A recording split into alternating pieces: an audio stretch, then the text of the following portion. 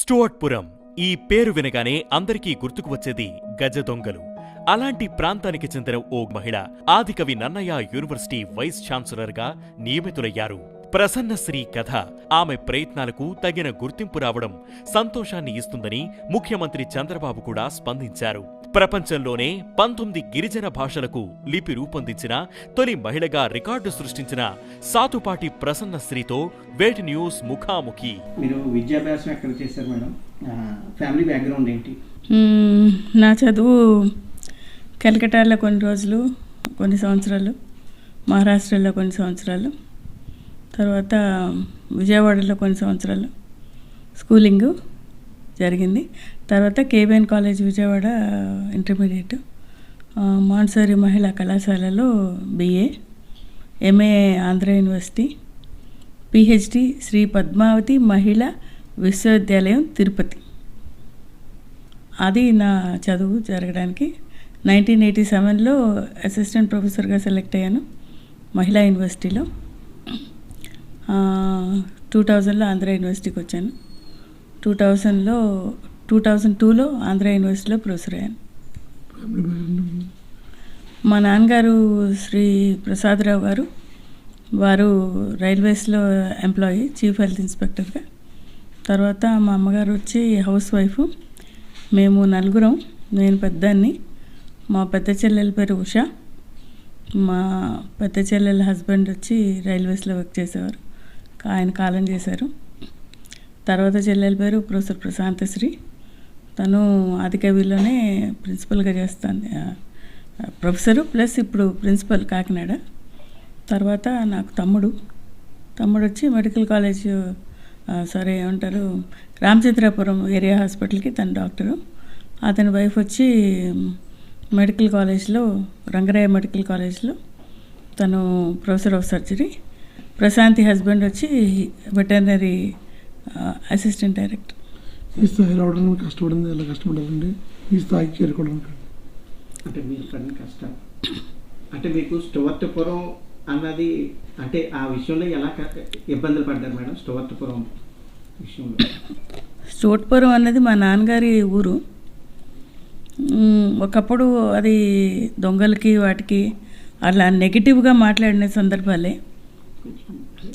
అందుకని మీరు చూసినటువంటి విలేజ్, మీరు విన్నది అవన్నీ కూడా నిజంగా చెప్పాలంటే చాలా అబద్ధం. ఒకప్పుడు ఉండుండొచ్చు దొంగతనం జరగడం, అబద్ధాలు చెప్పడం, లేకపోతే ఇంకోటి ఏ విలేజ్లోనే జరుగుతాయి. కాకపోతే ఈ విలేజ్లో ఏంటంటే వీళ్ళు సమాజానికి దొరికారు, వాళ్ళు దొరకలేదు. It makes a world of difference. Plus ఇక్కడ ఉపాధి అన్నది లేదు. మా నాన్నగారిది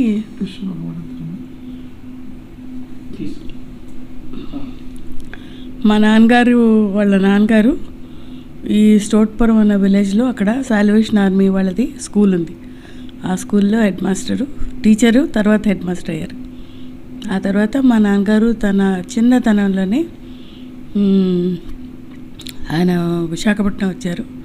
విశాఖపట్నంలో ఆయన అక్కడ మెడికల్ కాలేజ్లో చదువుకుని తర్వాత వారు కలకట్టాకి వెళ్ళిపోయారు. కలకట్టాలో మేమందరం, తన పెళ్ళి, మేము పుట్టడం, కానీ నేను పుట్టడం మటుకు ఇక్కడే పుట్టాను సీతానగరంలో. ఆయన ఉద్యోగరీత్యా రైల్వేస్లో కాబట్టి అన్ని ఊర్లు తిరుగుతూ ఫైనల్గా విజయవాడలో స్థిరపడ్డారు. అప్పటికి నేను 10th క్లాసు, 4th నుంచి 10th వరకు విజయవాడ రైల్వే స్కూల్లో చదివాను. ఆ తర్వాత ఇంటర్మీడియట్ కేబిఎన్ కాలేజ్, తర్వాత 3 years Montessori college Vijayawada. Montessori కాలేజ్కి రావడమే నా లైఫ్ చాలా మార్పు అనేది వచ్చేసింది.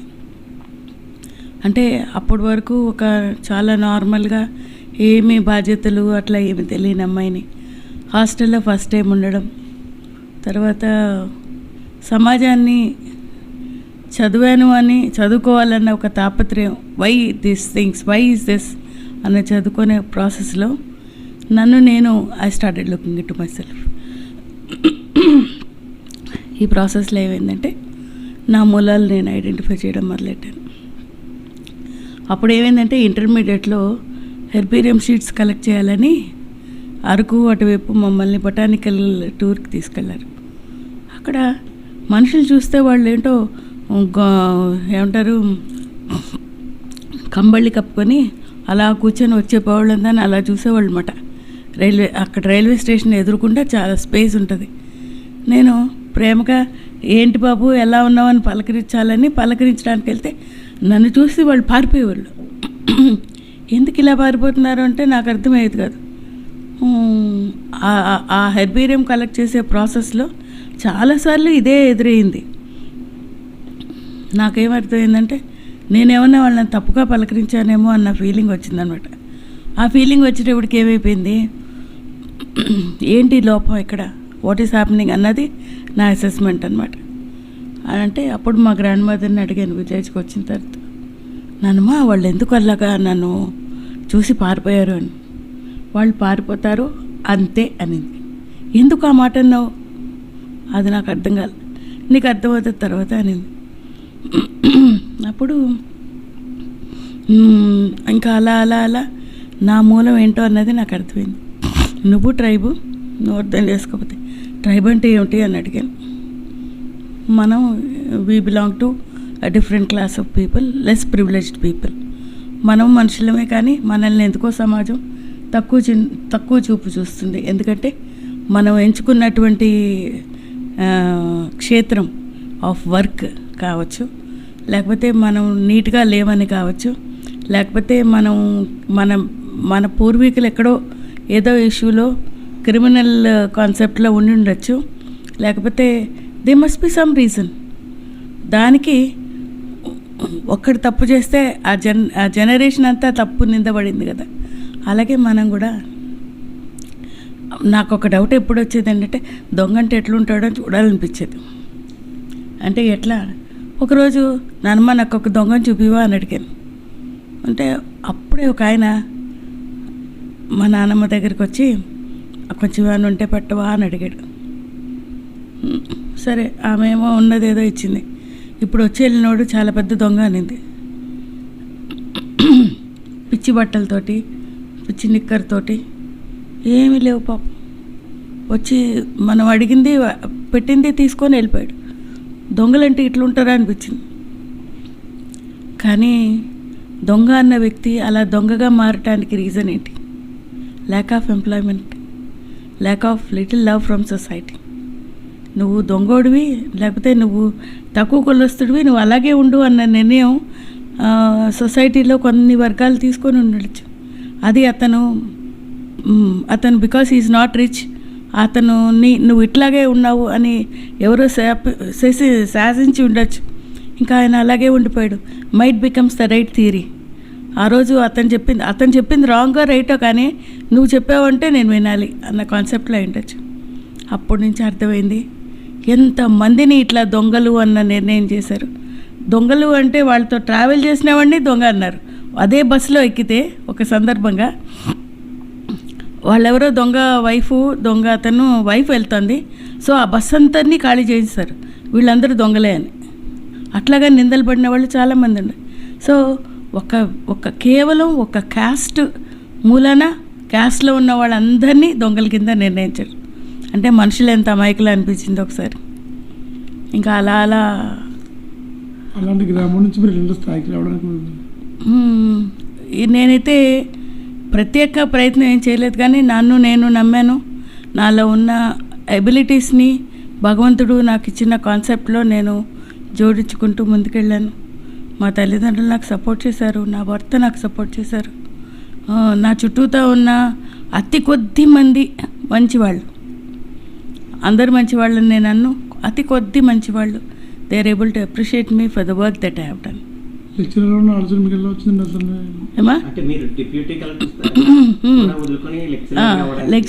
లెక్చరర్ కావాలి అని అంటే, లెక్చరర్ అన్న మాటకు వచ్చేటప్పటికి టీచరు ఒక డాక్టరు పేషెంట్లే తయారు చేస్తాడు, లాయరు ఇట్లాంటి ఇష్యూసే తయారు చేస్తాడు, కానీ ఒక టీచరు సొసైటీకి ఉపయోగపడే వ్యక్తుల్ని తయారు చేస్తుంది.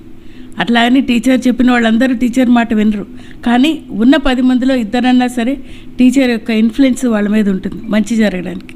సో ఆ వృత్తి కేవలం టీచర్ ఉద్యోగంలోనే ఉంది. సో డిప్యూటీ కలెక్టర్ అయితేనో ఇంకో కలెక్టర్ అయితేనో ఒకరిని శాసించగలను కానీ ఒకరిని తయారు చేయలేను కదా, అదనమాట.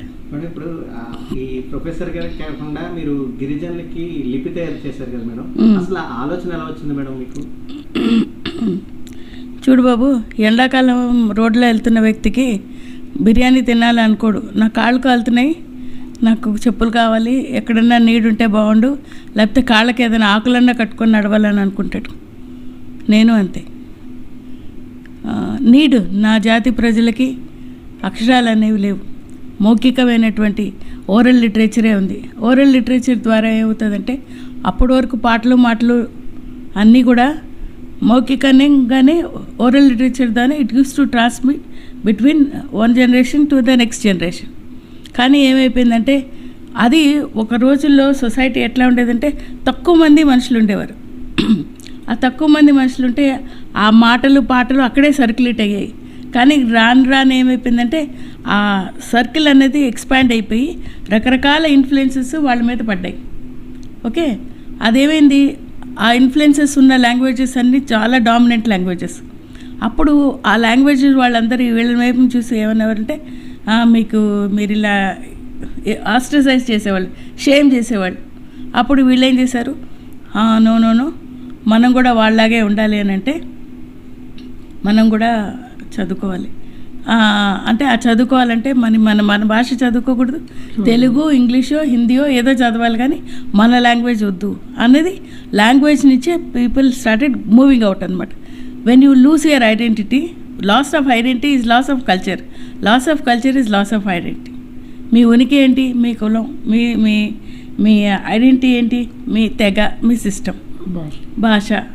అలాంటప్పుడు ఏమైంది, మన ఐడెంటిటీ కావాలి అని అనుకుంటే మన భాషను పట్టుకోవాలి, మన కల్చర్ని పట్టుకోవాలి, మన సాంప్రదాయాలు పట్టుకోవాలి, మన పాటలు పట్టుకోవాలి, మనలో ఉన్న సాంప్రదాయమైనటువంటి ఇష్యూస్ని మనం హోల్డ్ చేయాలి. అది ఏ రోజైతే మనం అలా వదిలేస్తామో మన నుంచి మనమే వెళ్ళిపోతాం. మన నుంచి మనం బయటకు వెళ్ళిపోతే ఏమవుతాం, మన ఉనికే పోయింది, మొత్తం పోతాం. అప్పుడు మనం ఉంటే ఎంత లేకపోతే ఎంత కదా. మేడం అబ్దుల్ కలాం గారు కలిసారు కదా మేడం, అనుభూతులు ఏం చెప్తారు మేడం? అబ్దుల్ కలాం ఒక అద్భుతమైనటువంటి మనిషి రూపంలో ఉన్న ప్రేమామయుడు. ఆయనకి ప్రేమించడమే తెలుసు. ఆయన వృత్తి మిసైల్స్ తయారు చేయడము, లేకపోతే ఇంకొకటి మిసైల్ మ్యాన్ ఆఫ్ ఇండియా అంటాం కదా. కానీ అతని యాటిట్యూడు, అతని సిస్టము మనసుని ఎంత కదిలిస్తుందంటే, తను అంత ప్రెసిడెంట్ లాంటి పెద్ద పెద్ద పొజిషన్స్లో ఉన్న, ఇంకొక పొజిషన్లో ఉన్న అవతల వ్యక్తి ఏంటి పరిస్థితి అన్నది అసెస్మెంట్ ఆయనకి బాగా వస్తుంది. నన్ను అడిగారు, నీ కాళ్ళలో ఎన్ని ముళ్ళు గుచ్చుకున్నాయి, అడవిలో వెళ్తున్నావు కదా. అడవి అంటే నాగరికమైనటువంటి సమాజంలోంచి నువ్వు ఒక ఏమంటారు, ఒక పాత సిస్టంలోకి వెళ్తున్నావు.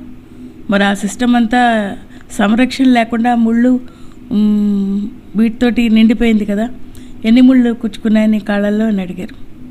నేను అన్నాను, నా కాళ్ళు ఇంకా బ్లీడ్ అవుతూనే ఉన్నాయి, రక్తం కారుతూనే ఉంది అన్నాను. ఆయన ఆ మాటకి చాలా దగ్గరికి వచ్చి చాలా ఇట్లా చేసుకొని హీ ఫెల్ట్ హ్యాపీ. ఆయన ఏమన్నారంటే, ముళ్ళు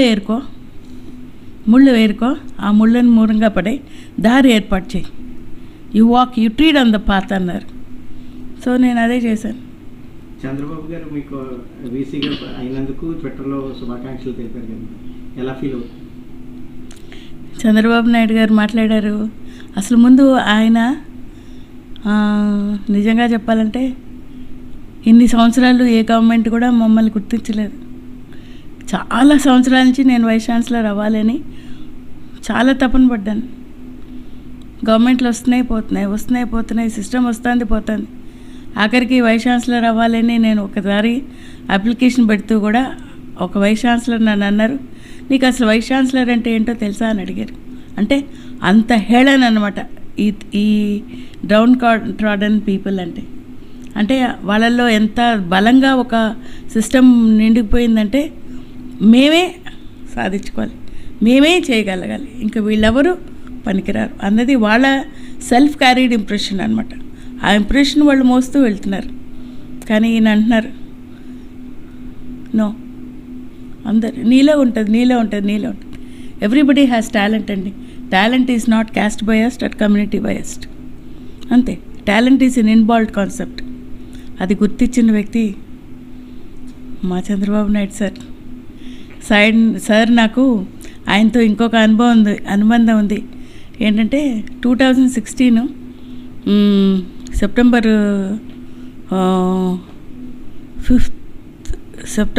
6th 7th ఆ ప్రాంతంలో బెస్ట్ టీచర్ అవార్డు నాకు ఇచ్చారు. మా నాన్న అప్పుడు చావు బెడ్లో ఉన్నారు. ఆయన సెప్టెంబర్ 4 చనిపోయారు. సెప్టెంబర్ 2 నా పుట్టినరోజు. సెప్టెంబర్ 3 నాకు ఇట్లా బెస్ట్ టీచర్ అవార్డు ఇస్తున్నారన్న విషయం తెలిసింది. మా నాన్నకి ఆయన బ్రతికి ఉన్నప్పుడు, ప్రాణంతో ఉన్నప్పుడు చెప్పిన లాస్ట్ న్యూస్ ఏంటంటే, నాన్న నాకు అప్పుడు మేము చంద్రబాబు నాయుడు సార్ని చంద్రబాబు అన్నయ్య అనేవాళ్ళం అనమాట. నా డాడీ నాకు అన్నయ్య వాళ్ళు అవార్డు ఇస్తున్నారంట. అంటే ఈ వేల్ని ఇదే చెయ్యి ఇట్లా అతి కష్టం మీద ఓపిక తెచ్చుకొని ఆయన ఇలా నిమిరారు. ఆ స్పర్శ నాకు ఇంకా జ్ఞాపకం ఉంది. మా అమ్మ అన్నారు, నువ్వు నాన్న మిస్ అవుతారు, నాన్నకు బాగాలేదు కదా, ఏ కారణం చేతైనా నువ్వు అవార్డు తీసుకోవడానికి వెళ్ళకుండా ఉండద్దు, నువ్వు వెళ్ళు అన్నారు. మా నాన్నగారిని మట్టి చేసి అక్కడ ఒక గుడి దగ్గర బట్టలు మార్చుకొని అవార్డు తీసుకోవడానికి వెళ్ళాను. అప్పుడు నేను తనని చాలా దగ్గర నుంచి చూశాను. మా నాన్నకి ఆయన అంటే చాలా ఇష్టం. ఏం చేసినా సరే మురిసిపోతూ చెప్తారనమాట. అమ్మ ఇవాళ చూడు ఏం చేశారు అసలు, అమ్మ ఇట్లా ఇవాళ చేశారు, అలా చేశారు, అమ్మ ఎంత తెలివమ్మా, ఎంత ఆలోచనమ్మా, ఎంత ముందు చూపమ్మా అని నాతోటి డిస్కస్ చేసుకునేవాళ్ళం. అలాంటిది ఆ దుఃఖం అంతా నేను ఏం మాట్లాడానో నాకైతే తెలియదు, కానీ బహుశా నేను ఏమైనా థ్యాంక్స్ అని ఏమైనా చెప్పానేమో, కానీ తను చూస్తూనే నాకు నాన్న లేడు అన్న భయం పోయింది. దిగులుని మింగడానికే ట్రై చేశాను, కానీ అవార్డు తీసుకొని కన్నీళ్లతోటి స్టేజ్ దిగాను. మా నాన్నకి నేను ఇచ్చిన లాస్ట్ గిఫ్ట్ అదే. అలాంటి వ్యక్తులు అభినందించే ట్విట్టర్లో మీకు ఎలా ఉందని ఆనందం అండి? కలలా ఉంది. నన్ను కూడా నువ్వు ఎంచుకున్నావా అనిపించింది. ఎన్నిక లేని వ్యక్తులం మేము. మిమ్మల్ని ఆయన గుర్తించినట్టే కదండి. చాలా. ఈరోజు మా నాన్న ఉంటే ఎంత హ్యాపీగా ఫీల్ అయి ఉండేవాడు. అంతకుముందు లోకేష్ బాబు గారు ఆయన అసెంబ్లీ సాక్షిగా నా గురించి చెప్పారు. నేనేమీ సిగ్గుపడినండి. కమ్యూనిటీలో పుట్టుక అన్నది నా నిర్ణయం కాదండి, దైవ నిర్ణయం. అలాగే ఈ జన్మ అన్నది మా తల్లిదండ్రులు ఇష్టం, కానీ అది దైవ స్వరూపంతో భావిస్తాను. This life is God given gift అండి. బాధ్యతలు ఇంకా పెరిగినాయి అంటారండి. అంతే కదా, అందుకనే కదా కుర్చీలో కూర్చోబెట్టారు. ఇంతమంది పిల్లల్ని డెవలప్ చేయడం మీకు ఎలా ఉంది? ఇంతమంది పిల్లల్ని డెవలప్ చేసే అవకాశం మీ చేతికి వచ్చింది ఇప్పుడు. మరి మేడం ఇప్పుడు కాలేజీల్లో ర్యాగింగ్ ఇవన్నీ ఎలా ఎదుర్కోగలుగుతారు? ర్యాగింగ్ అన్నది ఒక మనిషిలో ఉన్న ఆటవికమైనటువంటి యాటిట్యూడ్కి గుర్తండి. నిజంగా మనిషి అన్నవాడు ఇప్పుడు అవతల వ్యక్తి బాధని ఆనందంగా పొందాలి అని అనుకోడు. ర్యాగింగ్ అన్నది నువ్వు ఏడుస్తూ నాకు ఆనందాన్ని ఇస్తున్నావు అనంటే నేనెంత మూర్ఖుడిని చెప్పండి. అవతల ఎప్పుడు కూడా ర్యాగింగ్ చూడండి, సరదాగా ర్యాగింగ్ చేయండి అని అడిగేవాళ్ళు ఉంటారు. ఎక్కడో వాళ్ళు కూడా ఇంకా ఎక్కువగా ఎక్స్పోజింగ్ యాటిట్యూడ్ అంటే చేస్తే చేయలే అన్న ఉండేవాళ్ళు తప్ప. కాకపోతే పాజిటివ్గా తీసుకున్న పిల్లలు ఉంటారు, నెగిటివ్గా ఉన్న పిల్లలు ఎంతమంది చిన్నపిల్లలు ర్యాగింగ్ చేసినప్పుడు చనిపోయినట్టు మనం చూడం. వాళ్ళ తల్లిదండ్రుల కలలేంటి? వాళ్ళు అలా చచ్చిపోతూ ఉన్నప్పుడు చావుని స్వతహాగా అలాగా రావాల్సిన చావుని బలవంతంగా వాళ్ళు చనిపోయే నిర్ణయం తీసుకున్నారంటే ఆ చిన్న మనసులు ఎంత గాయపడ్డాయి. మనుషుల మధ్యనే కదా మనం ఉన్నాం. అందుకని నేను ఏదైనా క్షమిస్తాను, కానీ ర్యాగింగ్ అన్న కాన్సెప్ట్ అస్సలు క్షమించనండి. ఒక మనిషిని ప్రేమించే తత్వమే ఉండాలి. నీకు ప్రేమించడం చేత కాకపోతే గమ్మునుండు, కానీ అవతల వ్యక్తిని హట్ చేసే హక్కు నీకు లేదు. మాటల ద్వారా కానీ చేతల ద్వారా కానీ ఎనీ ఫార్మాట్లో కూడా you should not hurt anybody. ఎందుకంటే హర్ట్ అన్న దానికి కేర్ ఆఫ్ అడ్రస్ నేను, అవమానం అన్న దానికి కేర్ ఆఫ్ అడ్రస్ నేను, నా జీవితం. మేడం లాస్ట్గా యువతకి ఇప్పుడు మహిళా దినోత్సవం వస్తుంది, మహిళలకి ఏం సందేశం ఇవ్వాలనుకుంటున్నారు? అమ్మా, జెండర్ అన్నది ఉమెన్స్ డే మెన్స్ డే అన్నది కాదమ్మా. అంటే 365 డేస్ గౌరవించకుండా ఉమెన్స్ డే రోజు మీ వాళ్ళు ఎవరైనా మీకు ఒక ఫ్లవర్ బొకే తెచ్చి హ్యాపీ ఉమెన్స్ డే అంటే దయచేసి అది తీసుకోవద్దు. 365 డేస్ నీవే. నిన్ను అర్థం చేసుకునేవాళ్ళు నీతో ఉన్నంతకాలం ప్రతిరోజు ఉమెన్స్ డేనే. కాకపోతే ఈ పర్టికులర్ డేని ఈసారి నేను ఇక్కడికి ఛార్జ్ తీసుకున్న తర్వాత కొత్త ప్రోగ్రాంలు పెట్టాను. అదేంటంటే గ్రాండ్ మదర్ని మనం మా అమ్మని ఏమంటాం, నీకేం చేత కాదు కూర్చో అంటాం. అక్షరాలు మాటలు నేర్పించిన అమ్మని మనం ఏమంటాం, నువ్వు మాట్లాడుకో అని అంటాం. నీకు ఆ పదాలు అమ్మే నేర్పించింది. అందుకని గ్రాండ్ మదరు, గ్రాండ్ చైల్డ్, ఆడపల్ల పాప, వాళ్ళు ర్యాంప్ మీద నడవాలి. ఆ పాత తరం హోల్డ్ చేతి పట్టుకొనే కొత్త తరం రావాలి. అప్పుడే మన కల్చర్ అన్నది మన నిలబడుతుంది. భారతదేశం ప్రపంచం అంతా చూసేది దేని గురించి అంటే మన సాంప్రదాయం, మన ట్రెడిషన్, మన కుటుంబ వ్యవస్థ, మన ఆటలు, మన వంటలు, మన తోటి మనిషితోటి సంభాషించే ప్రేమ, మనం పంచే ప్రేమ, ఇలాంటివన్నీ మన భారతదేశాన్ని ప్రపంచ పటంలో మనం ఇంకా గ్రేట్గా చూపిస్తుంది. అమెరికాలో నేను ఉన్నప్పుడు చీర కట్టుకొని వెళ్తే ప్రసన్న కాదు నా ఐడెంటిటీ, యూ ఇండియన్ అనేవారు. అంటే ఏంటి, అంత వసుదైక కుటుంబకం కావాలని కోరుకున్నదే భారతదేశం. Okay madam, thank you. మీరు ఇంకా ఉన్నత శిఖరాలకు ఎదగాలని, మీ ద్వారా మరికొంతమంది ఉన్నత శిఖరాలకు ఎదగాలని కోరుకుంటున్నాను. అంతర్జాతీయ మహిళా దినోత్సవం సందర్భంగా ఈ ప్రోగ్రామ్ని చూస్తున్న సభ్యులందరికీ కూడా మీకు కూడా బెస్ట్ విషెస్. ఎప్పుడు కూడా ఎవరితోటి కూడా వాడబడకండి. Don't be used, be strong. అంతే. అవకాశాలు వెతుక్కుంటూ మీరు వెళ్ళొద్దు, కష్టపడండి, అవకాశాలు ఆటోమేటిక్గా వస్తాయి. దానికి నేనే ఎగ్జాంపుల్. నమస్తే.